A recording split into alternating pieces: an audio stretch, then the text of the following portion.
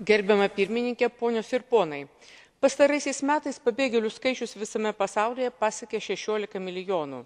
2007 metais ES buvo pateikta virš 200 tūkstančių prieglobsčio prašymų. Tiek prieglobsčio prašantis pabėgėliai, tiek kai kurios valstybės narės susidūrė su problemomis, didelė našta, kurią palengvintų bendra Europos prieglobsčio sistema.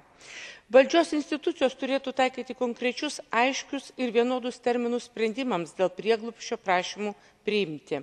Svarbu, kad pabėgėlio statusas būtų suteikiamas remiantis konkrečiu atveju, o ne bendro pobūdžio įvertinimu, pavyzdžiui, grindžiamų tautybę.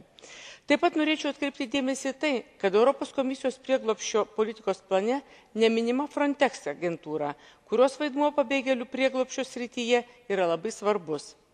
Be to, svarbu paminėti, kad prieglobsčio prašytojų skaičius tiesiogiai priklauso nuo politinės, ekonominės ir socialinės prieglobsčio prašytojų kilmės šalių situacijos.